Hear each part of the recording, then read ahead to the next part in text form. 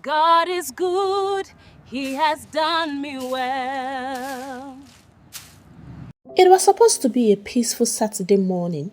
Oluchi had just finished sweeping the compound and was about to prepare breakfast when she noticed the empty bag of pure water in the corner. She wiped the sweat from her forehead, turned to her husband and said, "Dear, please I need 300 naira to buy pure water." Her husband Uche was sitting on the couch with his friends, all dressed in shorts and holding bottles of drinks. They had been laughing loudly, talking about football and politics. But the moment Oluchi spoke, Uche's smile disappeared. He looked at her as if she had just told him to buy her a private jet. Every day, morning, morning, morning, he snapped. His friends went quiet. "You think money grows on trees? You don't contribute anything in this house, yet you spend the most. You are always sitting in the house, eating and sleeping like a queen." Oluchi froze. The broom fell from her hand. She thought maybe she didn't hear him well, but then he continued with his voice rising. "You are useless to me, Oluchi. Completely useless. I am the only one providing here while you sit at home doing nothing." The word useless hit her like a slap. In front of his friends and in her own house. One of the men coughed awkwardly and looked away. The other stared at the wall. Oluchi's throat went dry. She tried to say something, but no words came out. Uche, as if the first insult wasn't enough, brought out a 500 naira note, flung it at her and said, "Take. That's the pure water money. Maybe it will give you energy to be useful for once." The note floated in the air before landing near her foot. She bent down slowly, picked it up and turned away before anyone could see the tears forming in her eyes. The house fell silent except for the sound of her slippers as she walked into the kitchen. Inside, she leaned against the wall. Useless? Is that really who I have become? What have I even done to deserve all these insults? These and many more were the questions she asked herself. For years, she had given her life to that home. 5 children, 4 noisy boys, and one toddler girl who still slept on her chest every night. She cooked, washed, bathed, did their homeworks, prayed, and loved until her body ached. Yet, all of it counted for nothing because it didn't bring in money. That night, when everyone had eaten and gone to bed, she lay on her side of the bed, staring into the darkness. Her husband snored peacefully beside her as if he had done nothing wrong. She thought about every time she had defended him when people called him proud. She thought about how she had given up her teaching job after their second child because he said, "Stay home and take care of the kids. I will provide everything." Now, he was calling her useless. Tears rolled down her cheeks silently, but beneath the pain, something began to shift inside her. She whispered to herself, "If being home makes me useless, maybe I need to go out and be useful." And right there in the still of that night, Oluchi made a quiet decision, a decision that would turn her husband's world upside down within 48 hours. The next morning, before the first cock crew, Oluchi was already awake. The house was still dark. Her husband was snoring with his mouth open and one of his legs stretched across the bed like a conquering warrior. For the first time, she didn't feel like sweeping. She didn't even feel like cooking and she didn't feel like serving anyone. She stood up, went to the children's room and looked at each of them one after another. Clinton, the eldest, was sleeping with one leg on his brother's stomach. Kene had dropped all over the pillow again. Justin was hugging his teddy like it owed him money, and little Chimampa had kicked off his blankets completely. Baby Amanda slept peacefully beside them, her small chest rising and falling gently. Oluchi just whispered, "My babies, I love you, but mommy needs to breathe today." When she got to the sitting room, she paused. On the table were her husband's dirty cups from last night, his shoes scattered everywhere, and the remote lying inside the plate of peanuts. She took a deep breath, exhaled, and said, "Not my problem today." Then she picked up her small handbag, looked around one last time and opened the door gently.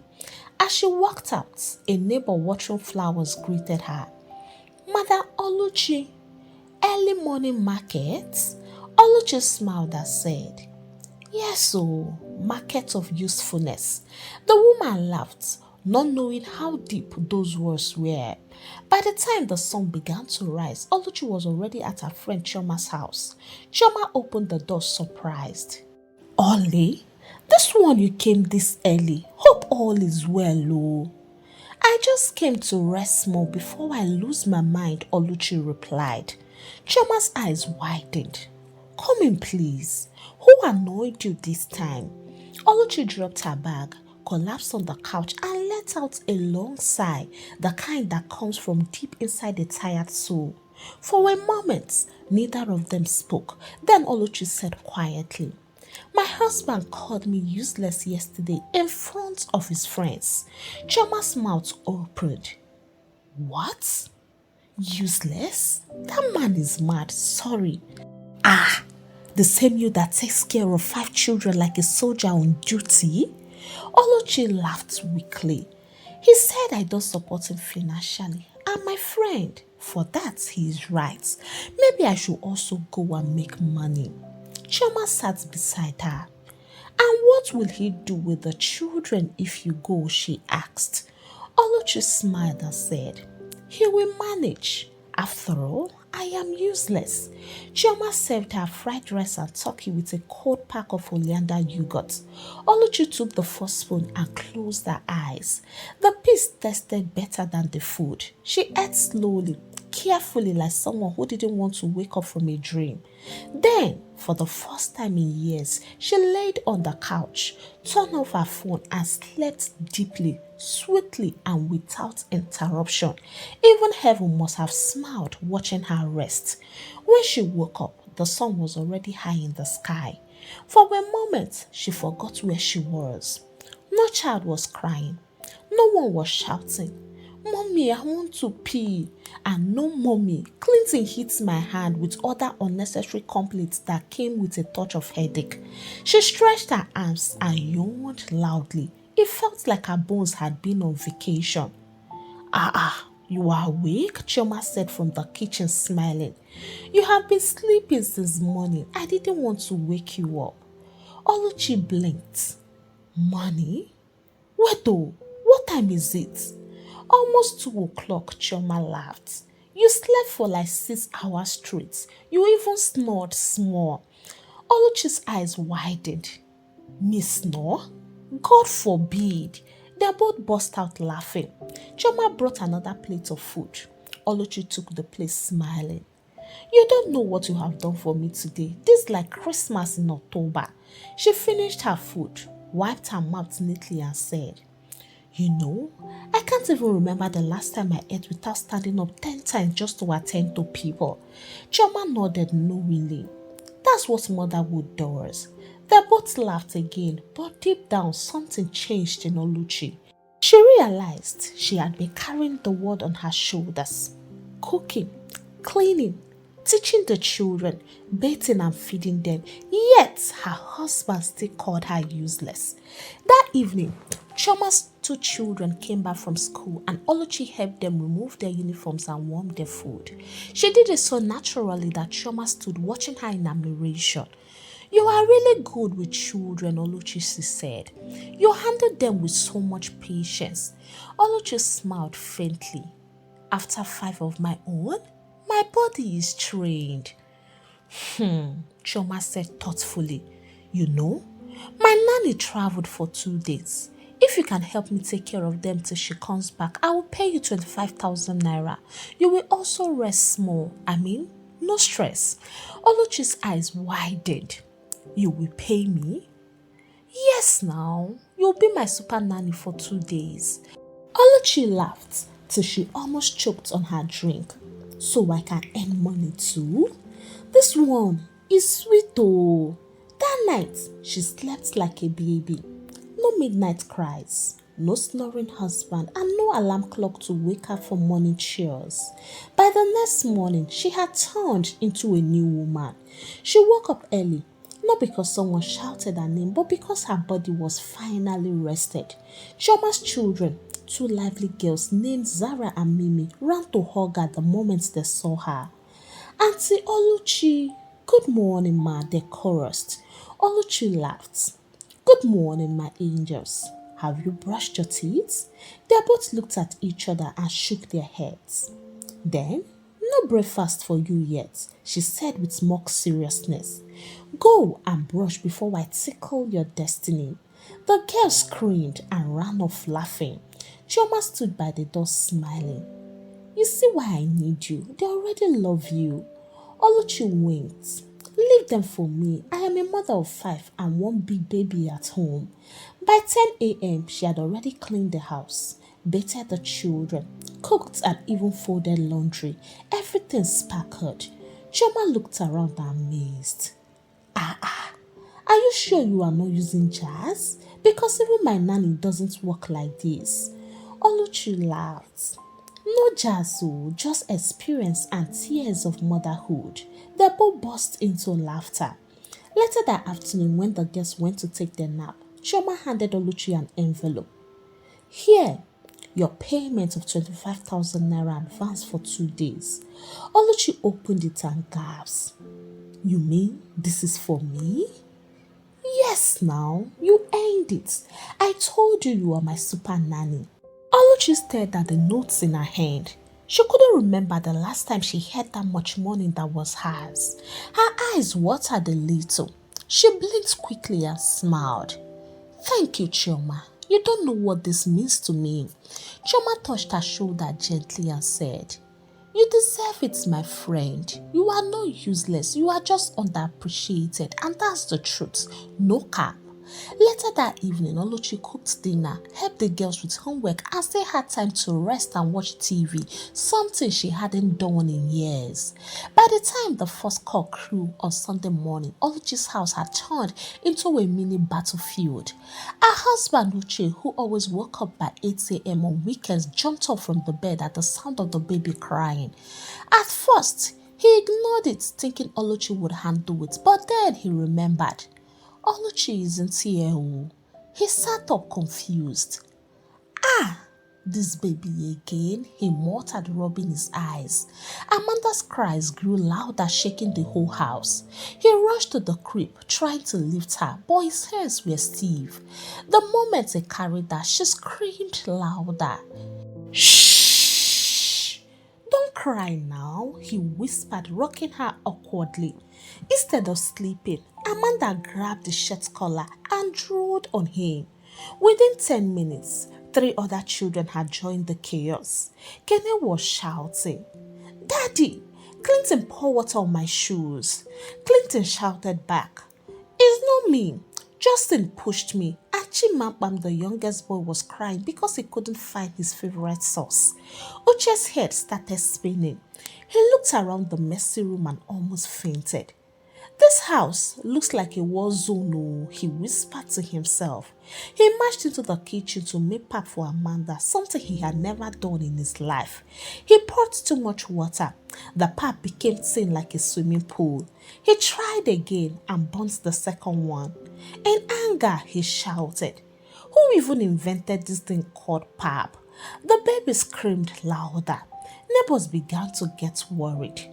Mama Clinton know the house, one woman asked another. I hear say she go her friend place, so the other replied. Now Oga they do housework now. They both giggled as they saw Uche pacing up and down, carrying a crying baby like a confused apprentice. By 9 a.m., he was already sweating. He tried to fry egg and burnt it black. He tried to toast bread but forgot it inside the toaster till smoke filled the kitchen. The children coughed and shouted, Daddy, fire! He round around with a towel, fanning the air, shouting. When he finally managed to serve breakfast, Clinton looked at the plate and frowned. Daddy, this one doesn't look yummy. Uche glared at him. Eat it or stay hungry. The boys exchanged glances and pushed the plates away. By noon, the house was in total confusion. The living room looked like a playground. Toys were everywhere. Cereal spilled on the floor. Baby powder poured on the couch and the TV remote was missing. So, with Uche's sanity, he picked up his phone and called Oluchi. She didn't answer. He called again. Still nothing. Finally, she picked up, her voice calm and relaxed.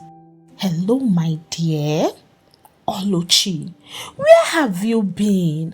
These children will kill me, you. Clinton has wet the bed. Kenny broke the glass and the baby has been crying for more than 1 hour. How do you even do this? Oluchi just replied, Relax, my dear. Remember you were the one doing everything and I am the useless one. Please, Oluchi, just tell me what to do, he begged. Okay, she said sweetly. Feed Amanda with cereal and warm water. Clinton likes his indomie with egg. Justin likes it dry. Kenneth wants it with plenty water. Remember to remind them to pee at midnight or you will wash bedsheets tomorrow. Also, their uniforms need ironing. Thank you. Uche blinked rapidly. What? Wait. All this to be done by one person? Yes, she said cheerfully. It's not much. You said I don't do anything, remember? So it is not much at all. Then she ended the call. Uche stood there with his mouth open and his phone still pressed to his ear. For the first time in his life, he felt the true meaning of the word useless. Meanwhile, Oluchi was at the spa with her friend getting pedicures, smiling softly at her phone. She transferred 15,000 naira to her husband using a POS and sent a short message. For foodstuffs, so that you won't say I don't support financially. With love from your useless wife. When Uche saw the alert, he just sat on the floor staring into space and then he whispered, the mighty man had fallen. By Monday morning, he officially surrendered. The man who once bragged that a woman's work is easy now looked like a houseboy on training. His eyes were red from lack of sleep. His face was rough and the smell of baby powder mixed with sweat followed him everywhere he went. When the first child woke up and shouted, Daddy, I am hungry, Uche almost cried. He muttered, This early? He rushed to the kitchen, determined to do better today. He poured cereal into a bowl, added water instead of milk, and then sprinkled salt instead of sugar. When the children tasted it, their faces changed. Daddy, Clinton shouted, why is my tongue burning? Uche tasted it himself and screamed. Jesus, salt! He quickly poured everything away and tried again, but this time he forgot to add sugar completely. The children pushed the bowls aside. Justin folded his arms and said, Daddy, when is mommy coming back? Uche pointed at him weakly. Eat that thing, my friend, before I design your face. Also, no, when is my mommy coming back? Meanwhile, the house was in a bigger mess than ever. Clothes piled up like mountains. The baby's bottle was missing. Kenny had painted his school shoes with his mother's pink nail polish and Chimapam had used crayon to draw on the wall. When Uche tried to wash the baby's clothes, he poured too much detergent and created a bubble festival in the bathroom.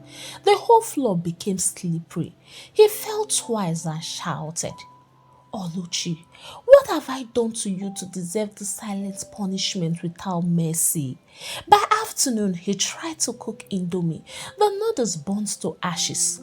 While all this were happening, Oluchi was enjoying her peace.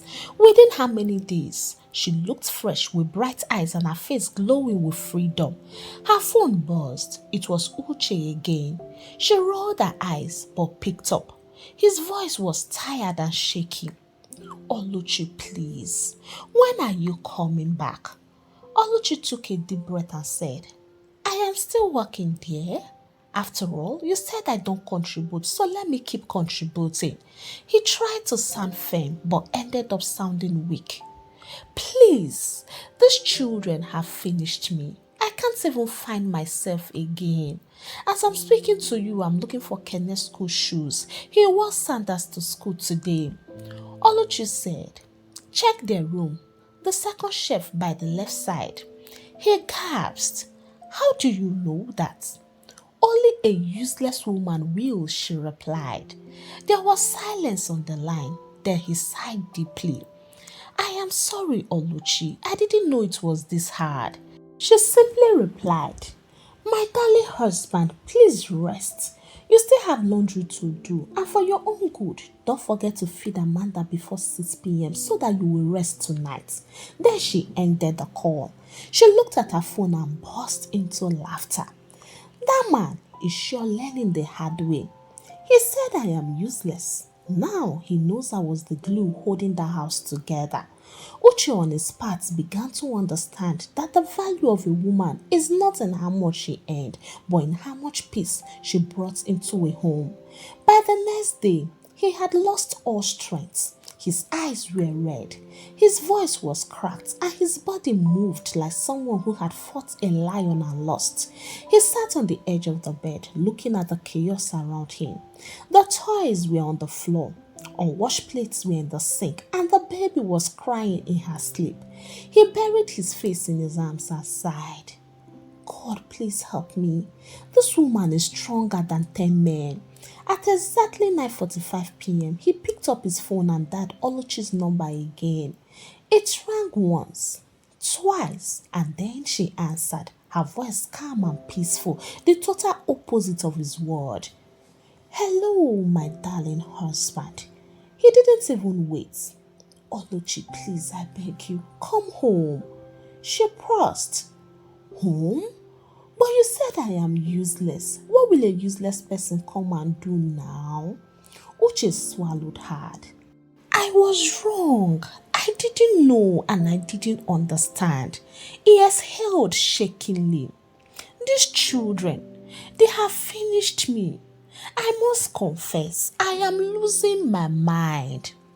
So, are you saying that being a housewife is not sleeping all day? Oluchi asked. He chuckled weakly. No, ma.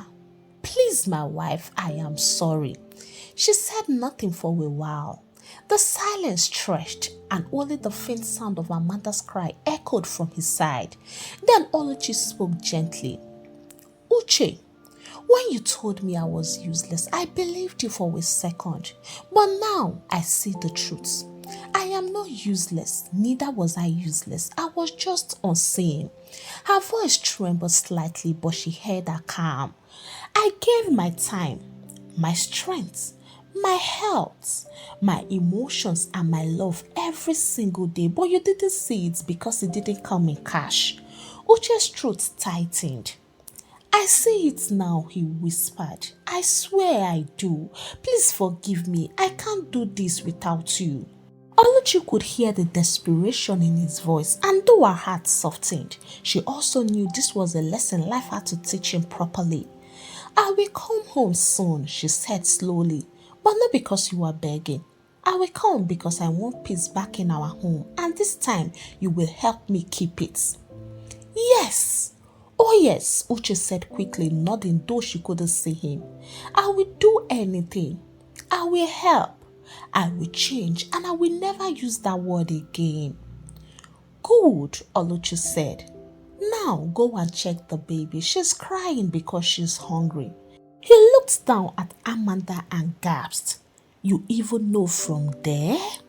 Oluchi laughed. Yes, a good mother always knows. When the next morning came, she woke up feeling calm.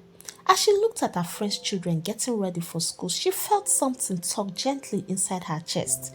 She missed her own children, even their noise. She smiled and said quietly, It is time. Chama walked in holding a cup of tea. You are going home, right? Oluchi nodded. Yes, I have taught him the lesson I needed to. Chama grinned. You are really brave, my friend. They laughed, hugged tightly, and Oluchi set out. When she reached her compound, she stood at the gate for a few seconds, taking a deep breath. The moment she opened the door, she froze. The house looked like it had survived a hurricane. Clothes were hanging on chairs, plates piled high in the sink. Two of the boys were arguing over who finished the milk. Amanda was crying in her walker, and there in the middle of it all was Uche standing in the same shirt he had worn yesterday, holding a mop like a defeated soldier. When he saw her, he dropped the mop instantly and rushed to her. Oluchi, he said with his eyes wide. You came back? She smiled faintly. I told you I would. For a second, he just stood there staring at her like she was a miracle. Then his eyes filled with tears. He knelt down right there on the messy floor. Oluchi, I am so sorry. I was proud and foolish. I didn't say your words until this house fell apart without you. Tears slipped down her cheeks, but she smiled. She held him up gently and said, You see now, money alone cannot build a home. Love, patience, and respect do. He nodded quickly. You are right. From today, I will help you. I will never call you useless again. Good, she said, because if you try it again, I will disappear till only the heavens fall before I show up again. They both burst out laughing. The children ran to her shouting, Mommy, and hugged her tightly. That evening, the family sat together for dinner. This time, Uche served the food. He even washed the plates after. When Amanda started crying later that night, he stood up first. Oluchi smiled from the bed and whispered, Now, this is progress. Uche winked. You rest, my darling wife. Have got this. She laid back and watched him try to soothe the baby, singing lullabies off-key. She laughed, feeling love return to their home. 2 weeks after peace had returned to their home, something new began to grow inside Oluchi. No pride, no anger, but quiet determination. She had tasted independence, even if it came in small food of 25,000 naira, and she liked how it felt. It wasn't about the money anymore, it was about dignity. One afternoon, while Amanda slept and the boys were at school, Chama called. Madam Super Nanny, she teased. You still enjoying your husband's new humility? Oluchi laughed. Ah, my dear, he now washes plates before I even finish eating. Peace has entered my house, so. They both laughed, but Chama's voice turned serious. Oluchi, there is a lady in my office looking for an assistant. It is flexible and pays very well. You will even get to close early enough to pick Amanda from the crèche. Oluchi sat up immediately. Are you serious? Very serious, Chama replied. You have handled 5 children alone for years. If you can do that, then office work will be like playing tente. Oluchi's heart fluttered with excitement. She hadn't worked in years, not because she couldn't, but because she thought she wasn't allowed to dream anymore. Now she could see her worth differently. That night, she told Uche about the offer. At first, he hesitated, then he smiled sadly and said, If that's what you want, I will support you. You have supported me for years without rest. It is your turn. Her eyes softened. Thank you, Uche. I just need to do something for myself. The next week, with Chama's help, Oluchi started her new job. It was a small but well-paid administrative role at a local firm. She put baby Amanda in a clean crèche near her office, and the first day she dropped her there, she stood by the gates. She smiled and said, This is a new chapter. From then on, everything changed. Her mornings became organized. She woke up early, prepared breakfast, packed the kids' lunch boxes, dressed Amanda for crèche, and still made it to work in time. She began to earn her own money again, and naturally, Uche, her husband, began to respect her. He became her partner, sharing chores, helping with homework, and even cooking sometimes. Their home, once filled with tension and loud arguments, became peaceful. The children noticed it too. They laughed more, quarreled less, and even started helping with chores. And together, they learned that a home without understanding is like a car without fuel. It won't move, no matter how beautiful it looks. So, my dear Kamma tribe, let me ask, have you ever been made to feel useless by a partner, a family member, or even the society just because you don't earn money? How were you able to manage that season of your life? Kindly share your experience in the comment section. Tell me what you have learned from Oluchi's story and also comment where you are watching from. Please give the story a thumbs up, share out to your loved ones, and punch out that subscribe button if you have not already done so to join the Kamma tribe. Until I bring the next interesting story your way, it's a goodbye from here, and God bless you.